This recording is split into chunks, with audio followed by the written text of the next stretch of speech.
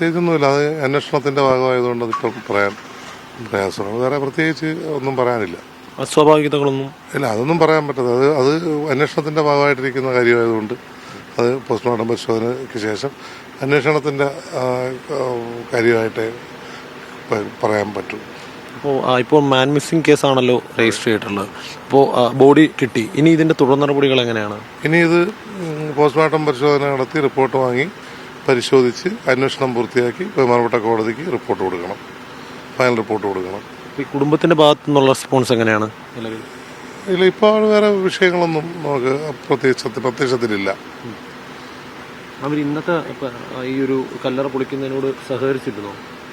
ഇല്ല, അവർക്ക് വേറെ എതിർപ്പൊന്നുമില്ലായിരുന്നു. ആരെങ്കിലും വന്നിരുന്നോ അങ്ങോട്ട്? ഇല്ല, പ്രത്യേകിച്ച് അവർ വന്നില്ല. അവരോട് സംസാരിക്കുകയും മറ്റ് ജനപ്രതിനിധികളും മറ്റ് നാട്ടുകാരും എല്ലാവരും സാന്നിധ്യത്തിൽ ചെയ്തതാണ്. ഇപ്പോൾ ഇത് കഴിഞ്ഞതിന് ശേഷം ഈ മൃതദേഹം ഏറ്റുവാങ്ങുന്നതിനെ കുറിച്ച് എന്തെങ്കിലും ചർച്ച ചെയ്തിരുന്നോ? അല്ല, അവരെ അറിയിച്ചിട്ടുണ്ട്. അവരത് അതിനായിട്ട് പോയിട്ടുമുണ്ട്. ഏറ്റുവാങ്ങാൻ അവർ തയ്യാറാണെന്നാണ് ഇതുവരെയുള്ള അറിവ്. അപ്പോൾ ഇനി ഇവിടെ ഈ കല്ലറയുമായി ബന്ധപ്പെട്ട തെളിവെടുപ്പൊക്കെ പൂർത്തിയായോ? ഇല്ല, അതിന് ആവശ്യമുണ്ടെന്നുണ്ടെങ്കിൽ എന്തെങ്കിലും ആവശ്യങ്ങൾ അന്വേഷണത്തിൻ്റെ ഭാഗമായിട്ട് ഉണ്ടെന്നുണ്ടെങ്കിൽ നമ്മൾ ചെയ്യും എന്നേ ഉള്ളൂ.